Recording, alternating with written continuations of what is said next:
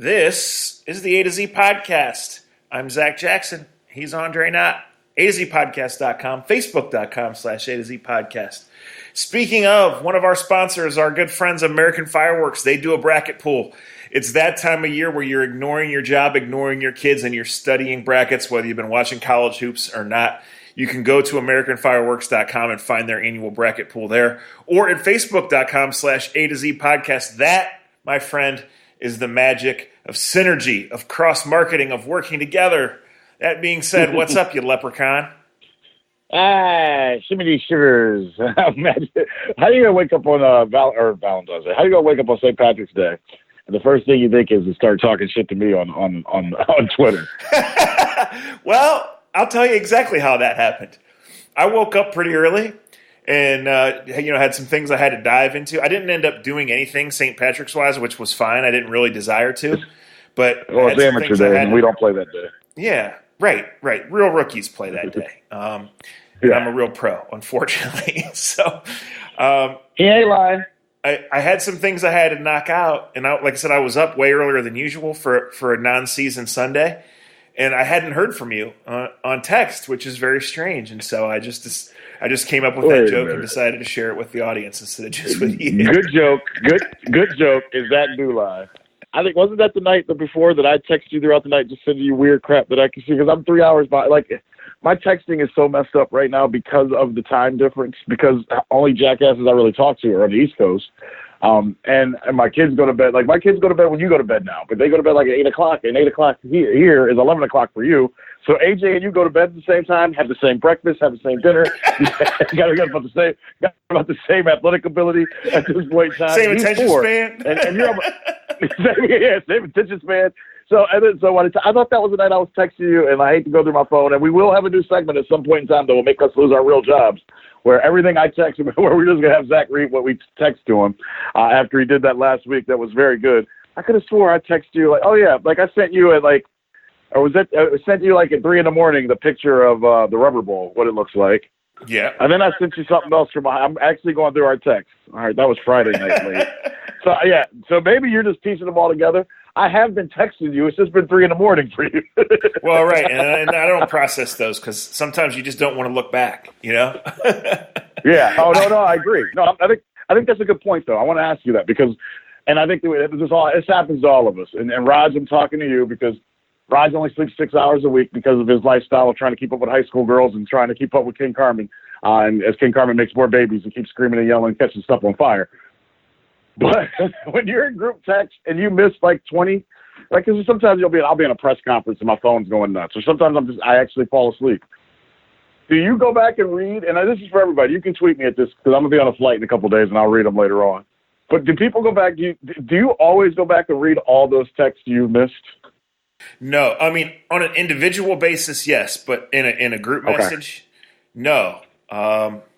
It reminds me of one of my favorite all-time tweets that said, "Do not respond to my what's up text the next morning. I am no longer trying to acquire that information." Right. That's a great point. Yeah, I don't care what's up. If it's going, and there was 4 or 6 or 40 or 60, like I just kind of feel like I missed that conversation. So, the next morning, if I'm in an airport or the barbershop or sitting at breakfast by myself and I want to catch up, I do. Otherwise, I just kind of turn the page. Like a lot of times, because I mean, my life is digital. My job is digital. Right. I stay in touch. So a lot of times, like I will see a text pop up on the screen and I intentionally, like if I can't respond or don't know the answer right at that moment, I just let it be. And sometimes it's hours, sometimes it's days. Preferably it's only 15 minutes or an hour.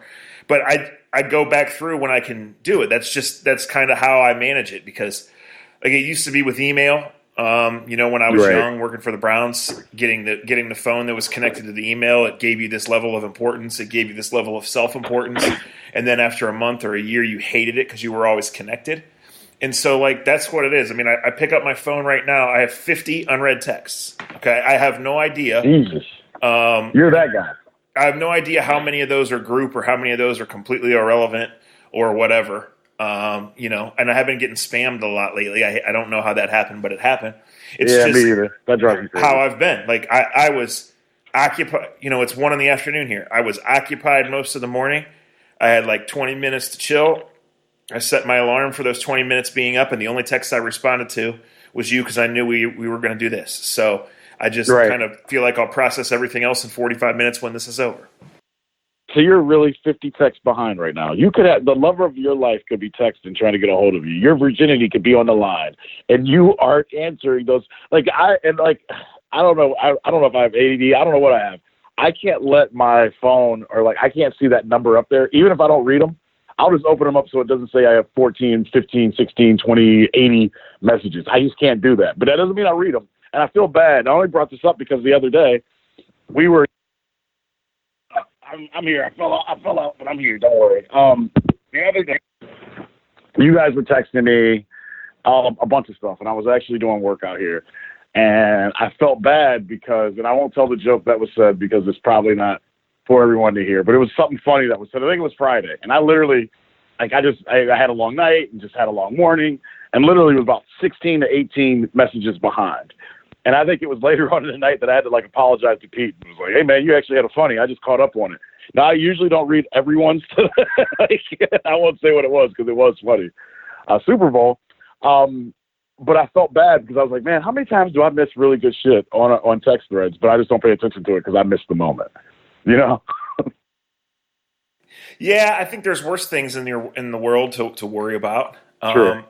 Yeah. True. But also but that one in particular where we are talking, and obviously we're talking sports and jabbing at each other, usually in a friendly way, whatever. I don't ever get offended if no one replies in 30 minutes. You know what I mean? I don't see it for 2 hours. Same. Right. Yeah. Right. If I really needed to get a hold of you, I would call you or I would text you in all caps, yo, need your attention, right? Right. Yeah, and that's what we are good at that. When we need to talk, we find ways to talk. That's not a problem. But I think sometimes group messaging though has messed up just like texting and emailing and everything else and tweeting. It has messed up some conversations. And I think some people forget that you can still have one-on-one interaction with the person. You don't have to try to make a whole group of people fucking laugh to make yourself seem cool, to seem funny. And I guess I'm actually really saying this too, and I'm just admitting this. This is my last week in Arizona. And we got a lot of moving parts because baseball's getting ready to start. And we will be more active during the baseball season. I always say that during spring training, so I'll lie again for the 6th year in a row to you guys. We'll try. But I think because I've been away from home for so long, and it was 2 hours, the difference was a couple weeks ago. Now it's 3 hours. I'll actually admit, in its own sentimental way that only Andre and I can say it, I actually kind of miss being around the assholes that are around in my life most of the time. And it's just weird keeping up with everybody when you guys are 3 hours. So, I wake up every other day with 15 to 20 messages from people, whether it's my sister, whether it's my mom, whether it's you, whether it's Rob, with these stupid, things they're telling me about Becky. Aunt Becky's going to jail. I get all these things from my sister. And it's I get up at 8 o'clock or 7:30. And by the time I respond, my sister's like, I sent that to you before I went to school. And I'm like, yeah, I'm on the West Coast. Sorry. It's not funny anymore. Sorry. Anyway, I got to say this and then we can get into things. So we have a possible partner or someone that we're partnering up with that may want to push our podcast a little bit further along. And I'm not in the A to Z whole, the pyramid that is A to Z. Zach and I have always, but we're equal partners, but we have unequal jobs of selling us. And we kind of like who we are and where we're at. If you haven't noticed, I've read some of your guys' comments when you do comment on the podcast page. We appreciate it. Yeah, we kind of like each other. We kind of like ourselves. I think that you should do that in life, no matter what. That's how life works. But I finally reached out to someone that I was supposed to reach out for a while ago, right? Probably 2 years ago. And Zach's been really busy doing his thing. You guys know all the stuff that he has to write at The Athletic. The Browns are actually somebody to pay attention to now. So that means Zach's going to be read by more than his mom and his grandma. So that's a big step in his career. And I'm happy about that. People all over the country are going to read his nonsense. So finally, I reached out to this guy that's supposedly going to help us with the podcast. And I put in the email, I'm not the guy that really talks a lot. I'm not the guy that emails. I just talk. Zach does all our numbers. Zach puts all our stuff together. That's why we've lost some of our best podcasts. I didn't put that part in. So I kind of send this email in a way of kind of like, hey, I'm introducing you to my partner. This is what's going on. He'll give you more information and everything else. And do you guys know Zach pulled the Andre knot? He emailed. It took him another day to email back to the guy. And he just basically was like, you can find our shit here. Good luck. And I was like, wait a minute. That's the Andre email. That's not the Zach email.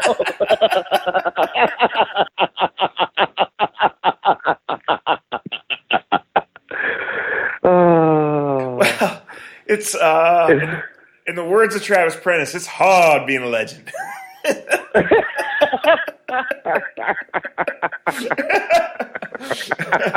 I did. Sorry, I'm laughing like this has been the craziest month professionally that I've had in a long time. Just how it's been. So, yeah, we had some conversations with A to Z things. We would like to do more. We have something looming. We really don't know. The biggest reason we've never committed or sweated when things haven't worked out in the past is this. Like, this is our first one in a week, right? This is our last one for a week and a half or two. Like, it's just how it is, guys. Like, I am leaving in 20 hours for 3 different places and won't be home for a week and a half. And I'm flying and I'm not taking the equipment. Dre's in Arizona for like 4 more days. I don't even know. Comes home for 2 days, and then the Indians have a real baseball season that starts in 10 days. It's hard to process that, but it is. So eventually when we'll get in the routine and we'll get back to twice a week, hopefully more. Dre, I would love to come on an Indians trip, at some point, or part of one. Oh, yeah. And you have us sit with Tom Hamilton, with Matt Underwood, with Rick Manning, with whomever else we might be missing, and do that. It's just it's something we've talked about in the past. We've never been able to pull it off time and schedule-wise, right? Could we do that in Cleveland? Sure, we'd probably be better served doing that on the road. It's just kind of how these things work out sometimes. So, like, along those lines, I was doing a BS radio interview. This is like a week and a half, 2 weeks ago. I don't even think I told you this. So this isn't one of those that I tell on the air or tell off the air and then juice it up to get double the chuckles. And guys, we've said this how this works. I've been doing it. Dre's done it. Dre's hosted a lot. We call in and you need some insight. When we do it here on the podcast, we give the floor to our guests. We let them roll. You remember the Tim May one? It's one of our best ones ever. We asked 4 questions. Tim talked for an hour and 5 minutes. Right? We had Terry Pluto in my living room. We asked 8 questions. Terry talked for an hour. It was great. Well, these radio ones, they're so impersonal because they don't really care. You're just filling a segment of their show. And radio is so regimented and segmented and so many things you have to do and say and jump around to, which makes the podcast format all that much better, as I've said forever and ever. Well, they had me on their show, and they're asking questions, and in the middle of my answer, they just cut me off and say they're out of time. I've got to go. I went from really mad to really laughing, but like it's almost like my policy is going to be like I'm not going to do that because I was already wasting my 12 minutes or 16 minutes or whatever that was. But then when you won't even let me answer the question that you asked me, then you've really done it, right? So there's just a time commitment into doing this, and what makes this good, if you think it's good, we hope you do, is that yes, we talk over each other, yes, we argue, yes, we get cut off, whatever. But for the most part, you make your point, you make your whole point, you get it out there. Right. Like if we want to stay for an hour and 20 and talk about Duke versus whatever, or talk about Carlos Gonzalez, is that his name? Like we do, right? Kind of how it goes. Well, let me ask you this, big time. The Browns are obviously on the national. You did send me a text of somebody asking you to be up early in the morning to be on a radio show. I laughed my ass off at that. Are you going to change your? And I don't want to put you on the spot. Obviously, the Athletic is important. It's your job. It's where you reside. And the Browns are a story now. And you and I had a conversation like 3-4 years ago on this podcast where we talked about how most of the time when people ask us to come on their shows, we just laugh because we already feel like we have the place that we can comfortably do what we like, what we love. Because the radio thing is hard. And I can say from the other side, being a host, I mean, it just happened to me the other day with Dennis Maniloff. And Dennis Maniloff listened to this podcast. He asked me to come on a show on TAM on a Friday night. It's not what I wanted to do, but it's D-Man. And because I know D-Man and because usually, and it's on TAM, a station I've been on for 15 years, I know how the clock works better than D-Man. Then he tries to have me on for 8 minutes, but then he asked me a loaded question at the end, so I went 10 minutes on my own, and I texted him, apologized, and he was like, oh, no, I'm sorry, I shouldn't have put you in that spot. But I wanted to say, no, D-Man, don't put me on the radio and ask me something, don't ask me an important question and think I'm going to give you a minute answer. You know me. I'm going to talk for 10 minutes. But you know me. Like, don't be surprised if you ask me to come on your show. You want me to fill. Now, I know you go on with Carmen and Anthony, and that's usually so Anthony can take a nap because he didn't go to bed the night before.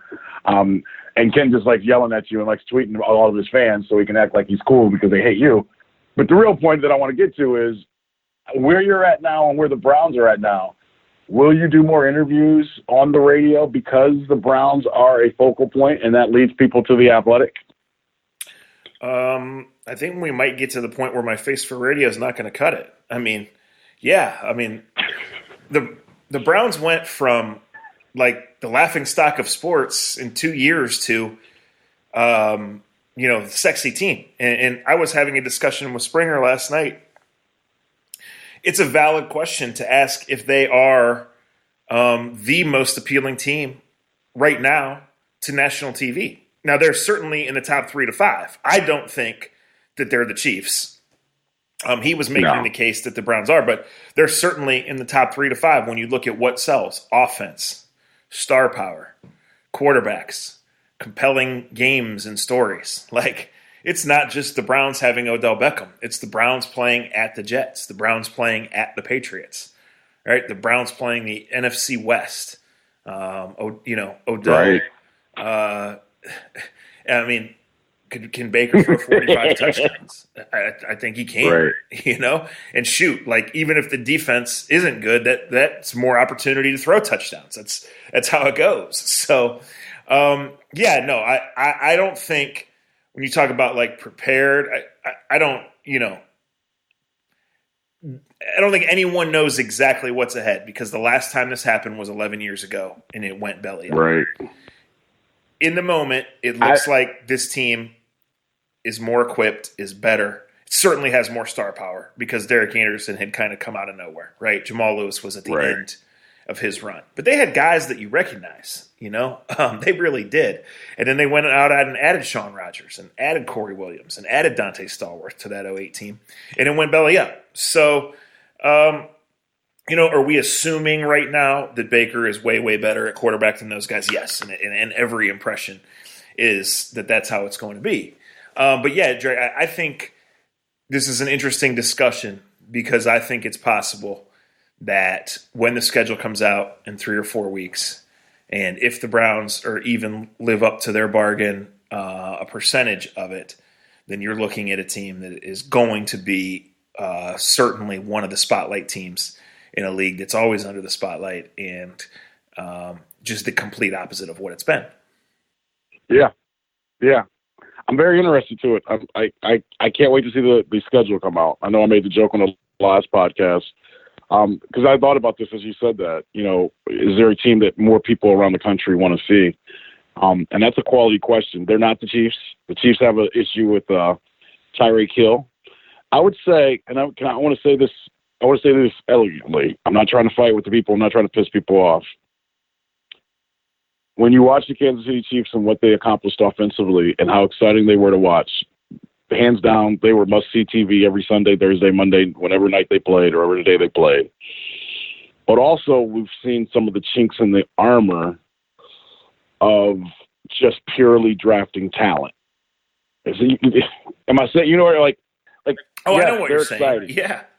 And I'm just saying to Browns fans, and I'm like, hey, look, if Kareem Hunt can I still think I think Kareem Hunt coming back up to the 8 weeks, if he's healthy and if he's the Kareem Hunt that we saw for the first 2 years of his career in Kansas City, I think that's bigger than getting Beckham because I just think he does something. He brings something to an offense that just changes the game.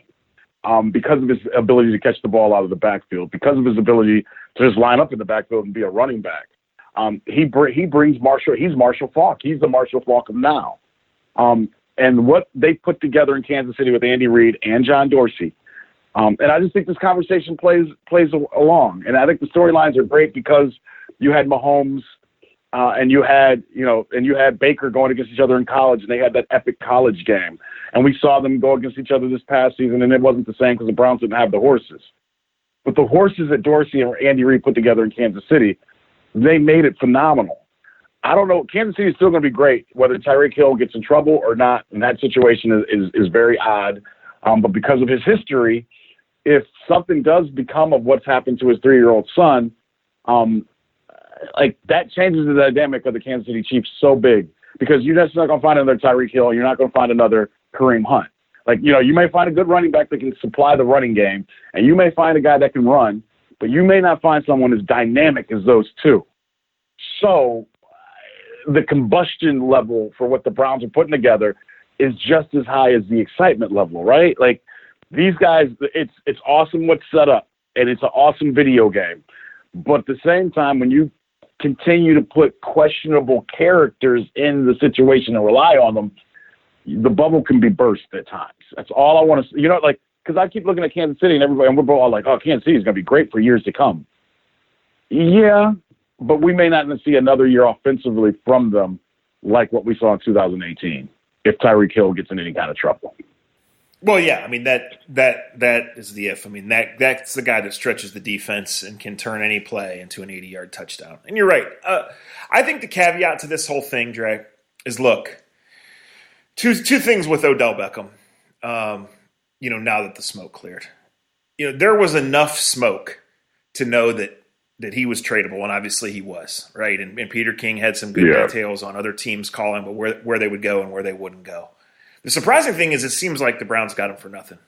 And we might eat words on this, and I do think Jabril Peppers took a big leap, and I think Jabril Peppers has a chance to be a really fine NFL player. But he is a freaking safety. I agree. He is a freaking safety. Yeah. In a team that added 2 defensive line starters, 2 defense that had 2 Pro Bowlers, any day of any week of any month of any year would give up the number 17 pick in the draft for a player like Odell Beckham. And then the number 92 pick or 96 pick, whatever it is, becomes really like irrelevant, right? Disposable, irrelevant, whatever. The Browns got him for nothing. So that's that. I want to say that. And then obviously the fact that they would sign him, and 7 months later, after guaranteeing him this money and knowing they're taking on this hit and knowing they're taking the PR hit and all the stuff, it tells you that there was some reason. He had worn out his welcome to some level. Is it that he just clashed with Pat Shurmur? Then sure, then give me him. Give me him all day, because we've seen Pat Shurmur in action here in Cleveland, right? Right. Is the look at me stuff, does it wear on those immediately around him every day? We'll find out. But the other caveat to that, Dre, is in any team, especially in today's day and age, and I don't mean get off my lawn with this, like, there are me first guys. There are chemistry issues. When the Browns were 0-16, guys, there were guys that thought they should get the ball more. There were guys that thought the coach was a clown. There were guys that fought behind the scenes. There were guys that blew stuff off. It's a matter of getting everybody to come together. You cannot act like that there's this secret formula that you press and everything is kumbaya. And Baker shows up at 5:45 and waits outside, and they hold hands as they go in the facility and get right to sleep. No, right? And they exit at 6:45 and go right home and eat broccoli for dinner and kiss their kids and go to bed. Like, no, you ride the wave, and guys are different. So, like, you would rather have the talent than not have the talent when it comes to things like melding personalities and chemistry and getting guys on the same page, because those are the things that, when you are a middling team, decide whether you're 4-8 or 9-7, and those are the teams when you're a loaded team, frankly, decide whether you're 10-6 or 6-10. Right? The ball bounces funny ways sometimes. The yellow flag falls certain ways sometimes, but it will come down to that. It will come down to being good at what you are, maximizing what you have, and getting guys on the same page. That's the whole point of keeping Freddie Kitchens, was that Freddie Kitchens knew what the Browns had, specifically starting with the quarterback, right? And that was the guy that really started to rev that motor. And when you looked at that situation happening over a 2-month period, you had to say, well, if we can do this over 2 years, let's do it. And then you add one of the greatest most talented receivers on the planet, and then we see where it goes. I just don't think you can. I just don't think that anybody benefits from either denying, but more worrying right now about what might happen if Odell or Jarvis doesn't get their touches, or if someone's pouting or something like that. No, I don't worry about that. I worry about off field. I worry about chemistry. I don't worry because, and we've seen this in all situations. And you see it in all sports. You know, I think it's going to be great. And I go off my original tweet, and I'll stand by it. I can't wait to play Madden with them. I think video game-wise it's easy because video games aren't real people. It's right. And video games, seriously, and you just hit on all the other things, whether it be the 545 workouts, whether it just be, hey, it's going to be tough. People are going to play you different. I'm excited for it. I am excited. At the end of the day, that's all that matters. I'm excited just like everyone else.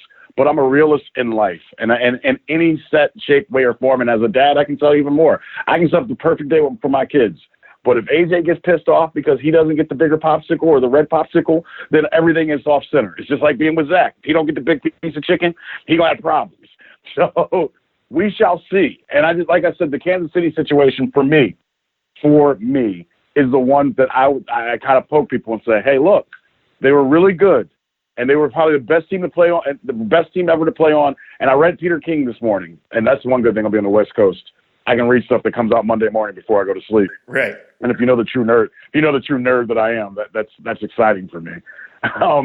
And he's touched on it. And remember, I brought up the Deion Sanders signing in like 2000, and when the Redskins did that in 2000, I think, whatever. They got like Bruce Smith, and they went 8-8.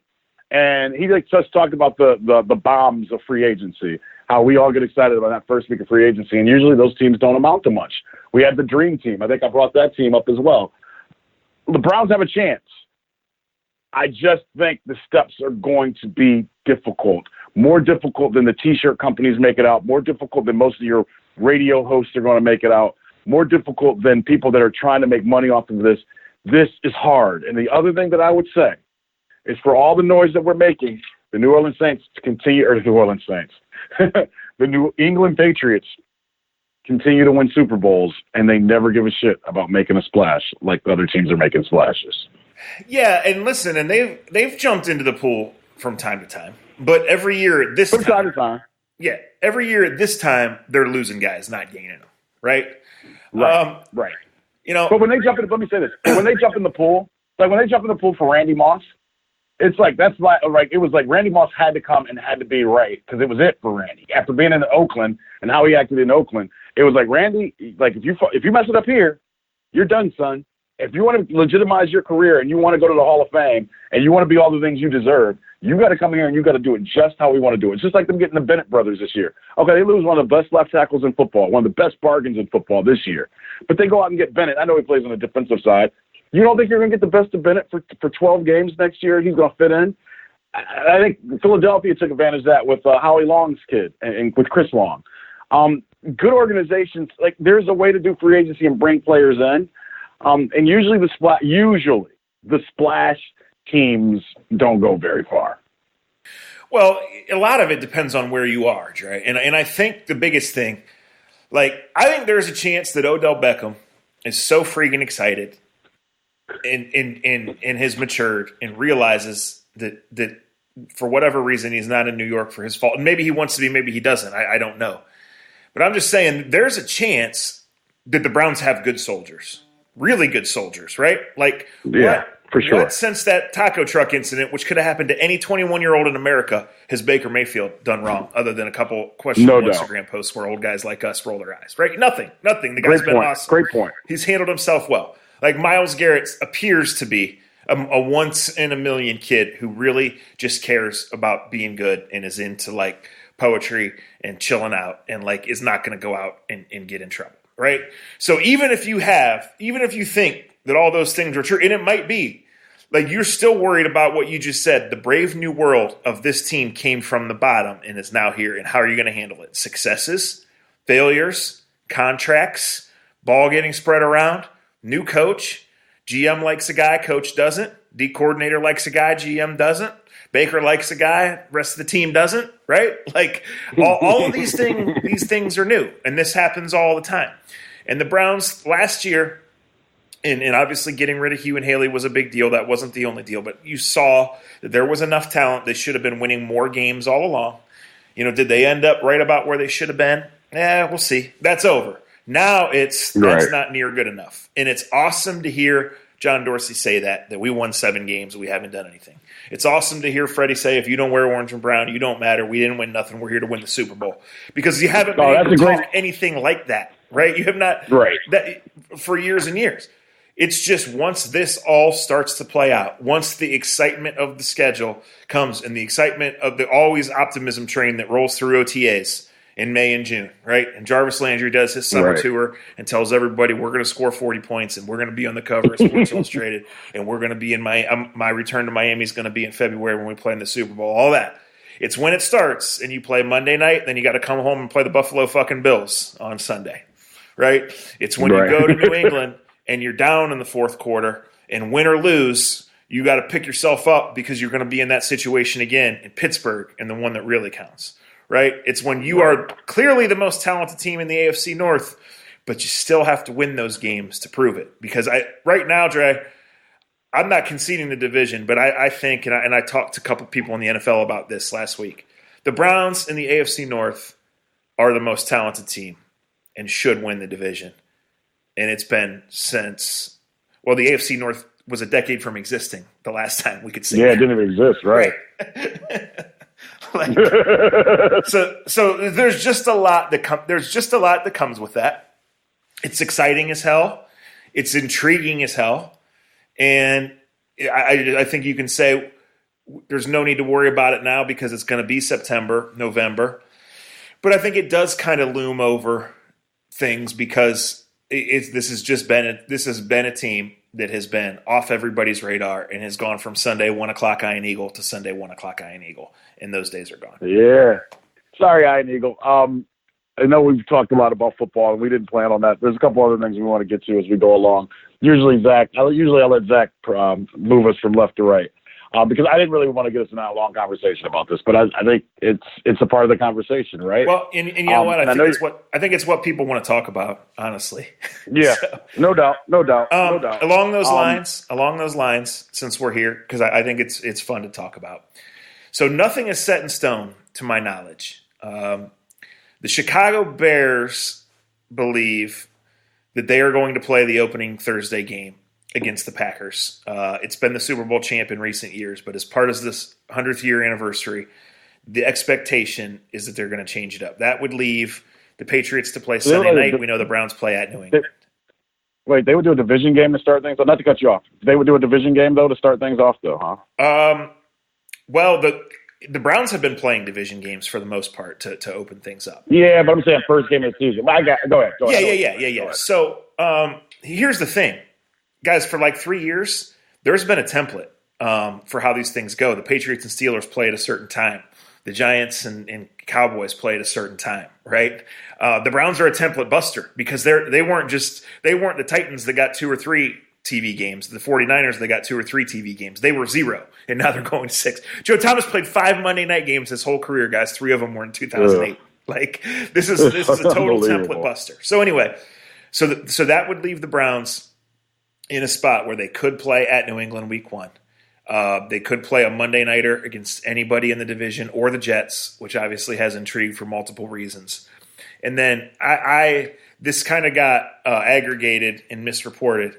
Someone at the Senior Bowl that works for NFL Network, when I said to them, how about Baker versus Cliff Kingsbury? This person said, Monday night week 1, that sounds good to me. So I do not believe that they would put an East Coast team in the Monday night football game. There's not much precedent for. There's no precedent for an Eastern time zone team. There's not much precedent for it being anybody but Pacific versus Pacific in general. However, because the Browns are a template buster, I really don't know how this is going to go. I mean, you could see a situation where there are 3 trips out west. 2 of them are back to back, so they don't have to come back. Right. You could see a situation where they're playing a Thanksgiving night game in Cleveland against the Steelers. You could see a situation where they save the Steelers for week 16 or 17. Same with the Patriots, too, honestly. They could be saved for December, knowing that the TV networks will muscle over that one, thinking/assuming that would be a significant game in the standings. So anything's possible. The excitement all goes to John Dorsey, to Baker Mayfield. And then when you add Odell in, like, I was talking to my mother about this morning. She was like, so tell me again where you're going and when you're going. And, I'm going to a couple pro days, and I'm going on something I've had long planned on my own, and then I'm going to the meetings. But I'm like, well, if they introduce Odell this week, then obviously everything gets shuffled around because that takes precedence. Like, the Cleveland Browns really added one of the most recognizable athletes on the planet. The Cleveland Browns, who used to have Cedric Steptoe at wide receiver, now have Odell fucking Beckham. So, like, it's wild. Yes. How do you remember that name? All right, glory days. So I was doing sideline for the team, and Mike Snyder, who's the nicest man in the world, was doing post game, and it was after like the fourth preseason game, and Snyder's trying to be, and Cedric Steptoe played like all four quarters because that's just his career. Cedric, if your family listens, we love you. God bless you. Hope everything's going well in your life. And I'll never forget, I get in the car, and, like, I'm just worn out. It's, like, the fourth preseason game. So, like, everybody hates the fourth preseason game. And some guy from Parma comes in. He's sitting on his back couch or whatever in the backyard, and he's yelling at Mike Snyder, "Are you kidding me? Cedric Steptoe is the best thing we got. Why?"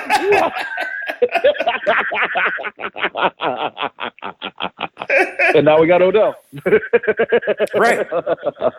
Like, when you think about this offense, like, I totally, since we've gone down this road, I totally was like, don't trade Kareem Hunt or don't trade Duke Johnson, right? You don't know what's going to happen with Kareem Hunt, and you don't know what's going to happen at running back in general. And you paid Duke, and Duke really is a unique player. I don't think Duke is a Pro Bowl player by any stretch, but the guy has some shake to him. He catches the ball really well. He's seen a lot. He can line up in different spots. Moving him to receiver is not going to happen, people. That's not how this goes. But he can play running back in ways that not every running back can play running back. Is that a fair way to say it? Very true. Two reasons he gave him the extension. One is because you didn't have anybody else at the time. But two, because he can make plays. Okay, well, my thinking has shifted because you've shifted into win now, go for it all now mode as soon as you get Odell Beckham. And even though you don't know what's going to happen, the NFL has come out and said Kareem Hunt is eligible to play at this time. Nick Chubb, when healthy, is absolutely your lead back until much, much further notice. And you have guys like Jarvis, like Callaway, that can create short passes, and you have offensive coaches that are going to be creative. So I'm not saying Jarvis Landry is going to be a tailback on this team. I'm saying if the offer comes right now for Duke Johnson to move up 20 spots in the second round or the third round of the draft, and you have a guy you need to go get, you absolutely do it because it'll be much easier to go find someone else to play. I mean, the Carlos Hyde situation I hate to say this because I'm a running back at heart. You guys all know that. But running backs, for the most part, unless they're top 5 percentile, and you actually have two of them that I think are already on the roster, you trade Duke, in my opinion. I've said this from the minute the Kareem Hunt thing said, and you were right. Patience, you had to find out what Kareem Hunt's suspension was going to be in the situation. But if you are John Dorsey and you drafted this kid, you believe in this kid, you say he's doing everything right, and I'm going to give him the benefit of the doubt. I'm sure he's trying to do everything right. He's had something that he loves. I mean, when you had something that you love, the way I'm sure Kareem Hunt loves football, taken away from you, the way it's been taken away from him, for the mistake that he made, the ridiculous situation he put himself in, he's got to have a real true problem to mess this situation up. Barring that, you move Duke Johnson immediately if it helps you in the 2019 draft, knowing when you can have him and knowing that you have Chubb already. My question, and this is way ahead, this is a question that doesn't even come until we should be talking about turkey and Thanksgiving, but how the hell do you keep Kareem Hunt and Nick Chubb happy? Now, that's a good problem to have. So you guys are worried about the receivers. The receivers I don't worry about. Receivers, they'll figure it out. They've been through it. Because the thing is, in a huddle, you can call a play that's set up to go to Odell or set up to go to Jarvis and just simply say, and Baker will be good at this, hey, man, the coverage said I had to go here. That's where having Baker helps. The running back situation, though, becomes more of a problem inside the coach's office because you have two running backs that rightly have the ability and have the right to say, I should be on the field every play, right? Like, both of those guys have the right and have the ability to be like, you don't take me off the field. And they're going to have to share. And I know both of them have shared in different ways at different times. So we'll see how that works. And you have Chubb on a rookie contract. You got that's way ahead of the game. Well, right. I just think. Yeah, it's way ahead, Dre, because I'm glad you said it that way. First, Kareem Hunt has to complete the process of proving he belongs in the NFL, right? Yeah. And I just want to say this, because I wrote the article the other day saying the suspension notice, it being resolved to a point, was a win for the Browns, and people accuse me of being a good person. How is this a win for the Browns? Like, guys, when John Dorsey says that I want Kareem Hunt on my team and the Haslam sign off, and the NFL says Kareem Hunt can play at a certain day, then that becomes the story, not what I think of it, right? And right. I did not think that the Browns had to make this move at this time. I think it could be one of those things that we just spent 15, 20 minutes talking about, where down the road it might not be worth it. But the fact is, the Browns are in position to bring an NFL rushing champ out of the bullpen.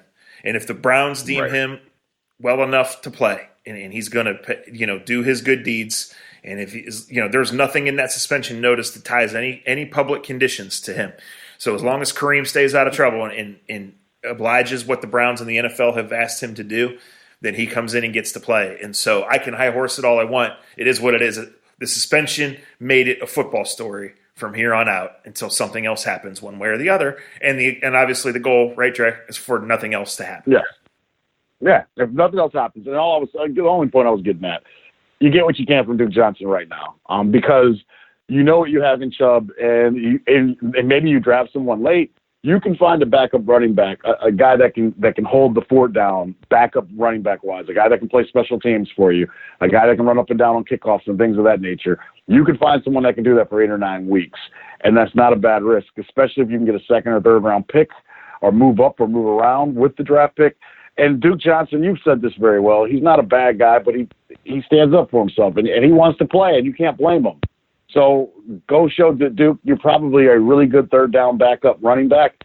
Go do it somewhere else and be happy there, and not blame it on the Cleveland Browns. That's Absolutely. All I was getting at. And look, I mean, guys, when you finally have good players on your team, and we know we went through a long period where Sashi Brown intentionally, Ray Farmer unintentionally, they did not add good players to the team, right? So all of a sudden, Duke Johnson, average plus, looked phenomenal plus, right? Like there is a spot for Duke Johnson, and Duke Johnson can be good enough to help a team that the Browns might say to themselves, well, let's not ship him to Kansas City or to New England or to wherever, right? But when you're good, these are the decisions that you have to make, and it just looks like if the opportunity comes to use a Duke Johnson to move up in the draft, to fill a need, and the draft still counts, guys. You still need young legs on this team, and this defense still needs help, depth specifically, and young guys at every level, especially as you look 2, 3, 4 years down the road, which these moves have allowed you to do. You move Duke Johnson now to set yourself up for later. So, again, Duke Johnson on his own probably brings you a 5th-round pick. Whoop-de-doo. Duke Johnson in the last weekend of April, when you're negotiating with somebody, it gives you the opportunity, and these are the moves that you have to make. I mean, down the road, Dre, Jarvis is happy now. Odell being here might cost Jarvis his time with the Browns to be cut short, right? These guys are all helping Antonio Callaway now, right? Like, he's coming for someone's job in an ideal world, right? Where think about how exciting this is. Too much was put on Antonio Callaway last year, both from just having to play too much, having to be that much of the offense, and just dealing with everything when he hadn't played football, when he was an immature kid, all of this. Now, when you can put Beckham and Landry as your starting and every down or darn close wide receivers, now you have Antonio Callaway 30 snaps a game, 40 snaps a game.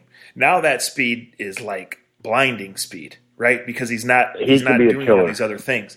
Now Freddie Kitchens is moving him all around, and the defense has to react, and the safety has to sit back, or maybe you get him in a spot where they have to come up and try to make a play, and now Antonio Callaway is running right by you. And I mean, he may score 10 touchdowns. I'm serious, easy, because of what you just said. No, he may score 10, 12 touchdowns easily. And because we know that fantasy football and fantasy football dorks make the world go round. I'm sitting in the barber shop this morning, and my barber goes, me and you are nerds. We're always talking fantasy football. He goes, I haven't drafted a Brown on my team since 1994. Now with Nick Chubb and Odell Beckham, 2 of them are going to go in the top 15 of every fantasy draft. Think about that. Right. It's another way to say what we've been saying. This is a really exciting time, and we'll see what happens. I think everybody will enjoy it. And, maybe I'll get to come on Channel 3 with Dr. Camino or something like that. Can you believe that? Dr. freaking Camino is going to be on Channel 3. I know Sports Time will make sure that they trot out their same old shows and same old geezers. But anyway, we'll talk about that a different day so you don't get in trouble. One year they're going to let us back together. You know what? We have I gotta tread lightly. I don't do that very often. Anyway, I'll transition for you. I got about 10 minutes, and I got something I want to talk about at the end. So this is your last week in Arizona. This is your last week of spring training. So kind of just take everybody through what this stage means as the Indians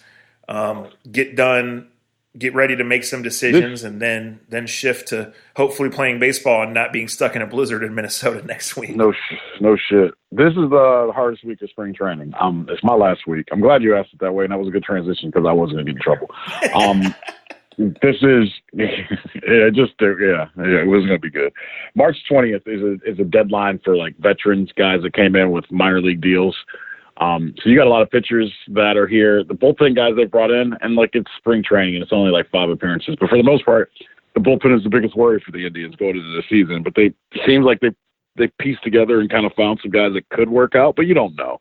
That's easy to say on March 18th as we record this. But in 2 days, some movement. The roster basically is going to be formed in the next 4 to 5 days. And why I say that's weird is that the Indians have had a ridiculous number of players in the clubhouse for the most part, and they've been bringing it down one by one. But you can just tell that, and I hate to be melancholy about it, but you know, like you get to know these guys. You see these guys every single day, and I'm not a player, but it is weird because these are the days where you start seeing in the office I'm sitting in right now. I sit right in front of the players' parking lot, and you know I can see families come with their kids to come pick up their dad, or they're out in the parking lot hanging out. But you can kind of see as guys get cut, you know, they're leaving the facility or they're going down to the minor league field. And it's just like it's the unsexy part of spring training that no one ever talks about, no one ever writes about. And I think it'd be a great story. The Athletic actually has some great stories about minor league baseball up right now and how the Toronto Blue Jays organization wants to take care of minor league players. That's a whole other thing that I would love to dive into, but I know most of you guys could care less about it. But it is a great story that's on the Athletic, so check that out if you have the time. It's just that time of the year where, like a guy like Trayce Thompson, I'll use him as an example. Most of you shitbags back at home want to kill him because his brother's Klay Thompson and because Klay Thompson has won the NBA championships over you.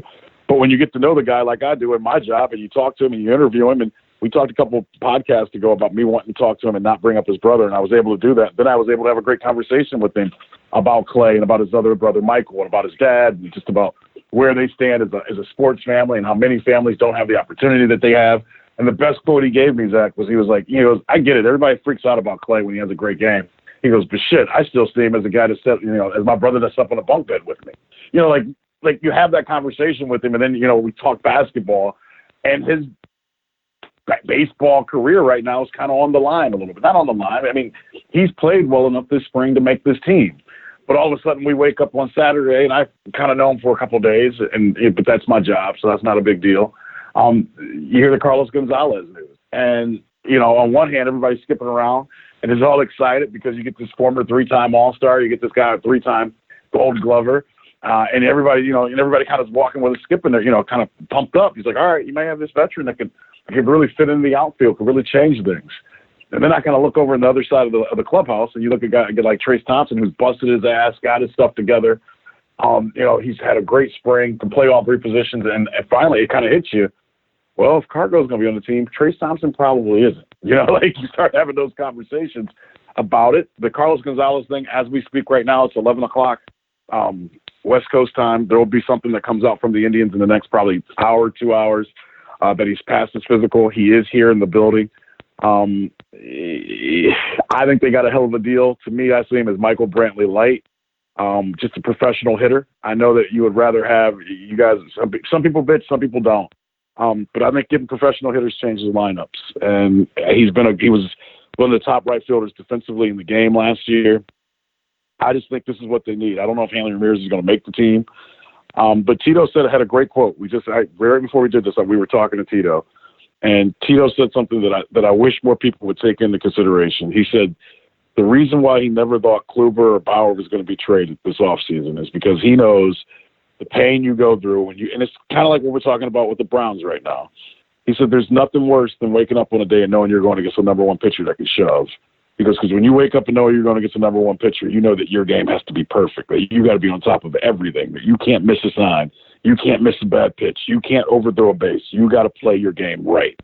And he says, and the thing that makes him wake up every day happy about where he's at right now, no matter what people talk about payroll or anything else, is he feels like every day he sends out a starting pitcher that can shove and makes the other team feel like they have to play the perfect game to win. He says as long as he feels that way, he's never going to worry about where the Indians are, and he feels like they have a chance. So that's where the Indians are at right now. You're going to see a lot of stories about guys getting cut and going different places over the next couple of days. For me, it's finally 85, 80 degrees. My kids want to go swimming every day and see me drown. AJ ran the bases yesterday like a madman out of hell. Ran through the stop sign twice and ran the bases 3 times because that's what AJ not does. Hey, Coach Boardman, when you're ready for him, he can steal it back for you this year. I know. He's ready, Coach. Just a weird time of spring training. Fun time because we know what's coming. And that is the weird thing. The Lindor situation, we should know more in the next couple of days. He's going to actually run bases today and tomorrow. He's itching to play in big league games, played in 2 minor league games last week. This is supposed to be the fun part of the season, and it should be, and we shall see. I'm also working on the Trev Clev thing. That is a realistic thing that's going to happen. I'm sitting down with Bauer tomorrow night, and I think he's interviewing me for his thing on Momentum. I don't know what that is. You'll see it on Twitter. But we're at that weird part of spring training is my whole point. So you come home when, like Friday? I'm coming home. We're doing the games on Sports Time Ohio Friday night against the Cubs. It's a night game, so it won't start till 9 back there. So we'll go get the tournament. That's a great thing. Whoever put that together was thinking, right? So we'll be going against tournament games Friday night against the Cubs. It's home. It'll be sold out. It'll be fun. And Saturday we're going to do the game on TV versus the Reds, and then I'll fly home Sunday, and I'll be home until Wednesday. Okay, and then next Thursday is when opening day in Minnesota is, correct? Yes, exactly. By the way, I'm just going off Twitter because Twitter goes nuts, and my thing's been going nuts. Why is Emmanuel Agba tweeting out God's plan always and stuff like that? I saw that when I took a brief glimpse at Twitter. I don't know. So that's another one. Fair enough. I wasn't trying to put you on the spot. My bad. That's another one. Where now you're in this situation, like you replaced him as a starter, and so now he's a guy that you're not going to re-sign, probably, right? He's entering the last year of his rookie contract. So if someone wants him, you try to get something for him. Now the problem is, this is a guy that's played a lot of games and has played 2 positions, and that's where you're weakest. So you trade Emmanuel Agba, looks like you're counting on Chad Thomas. We'll see what happens with that. But long-term NFL thinking, what real teams have done for a long time, is when a guy gets to the last year of his rookie deal, you either sign him right then or you trade him and get something for him. Many times it turns out to not be worth a dance. So we'll see. We'll see what happens with that. Just to shift gears, I didn't really think about how I wanted to say this, but I need to say it. I'm very sad today. My high school journalism teacher died. She was a very important person to me. She knew Andre a little bit. She had us in the last probably 5 years, right, to talk to those classes. Yeah. Obviously a very cool day for me when we get to do that. A very hard day today. Her name was Marsha White. Every day for 4 years of young and worse than now Zach in terms of arrogance and assholeness and boldness and ambition she dealt with. So she earned that pina colada she's having in heaven right now. When we would go in there, Dre, she would tell the kids, I didn't do this so I could get a day off or you guys could get a day off. I want you to listen. She would use terms like passion, like energy, like ambition. And, we got to have a relationship as I got older and mature and kind of not only chased my dreams and goals, which she was a part of, but realized, that she allowed me to maybe get away with some things, that maybe I went a little too far, a time or 2 or 10 in some things. I would see her, not all the time, but I specifically remember one time being somewhere with Julie and seeing Mrs. White and introducing them and talking. And I think maybe Mrs. White was just glad that she didn't have me anymore. She realized I finally grew up, I wasn't going to sneak back in and get a 6th or 7th year in her class. But cancer fucking sucks. It's taken too many good people from us. We all, unfortunately, have dealt with that. And I just want to say to the family, to my Manchester family, people know, I hope, what she meant to me. And I hope that all of us, have the right people in our lives. You and I talk all the time about how blessed we are with our parents and our families, but there's always someone else, a coach, a teacher, a neighbor, an uncle, random that you run into that kind of pushes you. And I could go on for 20 more minutes in discussing what she was with that to me. So I just wanted to say fuck cancer. I wanted to say thank you to Mrs. White for everything, and wanted to sign off on that note. Let's my thoughts and prayers go out to her and her family. That's tough. Cancer does fucking suck, and hopefully, Zach, the one thing you did say is we've been lucky enough, blessed enough to have a lot of people pull for us and want greatness for us, and thought of us and had our backs when we didn't know what we were capable of doing. I know she did that for you. She was always gracious in letting us come into her classroom and letting us be ourselves when we talk to students, which matters. That's why I've always been willing to do it, because I think kids need to hear the truth, and obviously she found a way to do that for you. So our thoughts go out to that. By the way, can I make this rule about the tournament? I don't know much about brackets this year, and I'm going to turn the page quickly. I want to say that, in my opinion, I don't even know if I'm going to do a bracket this year. That's nor here nor there. But brackets are kind of like fantasy teams. All right, people? Everybody's fucking got one. Everybody's done one. Everyone's fucking filled one out. Congrats. You don't have to tweet about it. You don't got to tell everybody. I don't care if you got 12 to 16 right, Dr. Camino. I don't care if you got 4 out of 12 right. Just keep it to yourself and enjoy the games. Let's all watch some basketball. Let's all enjoy it. Again, A to Z. Can't wait. A to Z probably won't be back until the start of the Indians season. There's a chance there's one before then, but we're crisscrossing each other. He's leaving Arizona. I'm going to Arizona. We'll catch up. Spring is getting ready to spring. The NCAA tournament is here. I hope you all enjoy it 20% as much as I do. For Andre, yes, I'm Zach. Hey, Talk Z. to you in a week or Z, so. I'll leave an A to Z credit card for you on Mill Street, baby. Konnichiwa, liver. I think I'm too old to go to Mill Street, but I'll text you and let you know how it goes. Konnichiwa. You guys take care.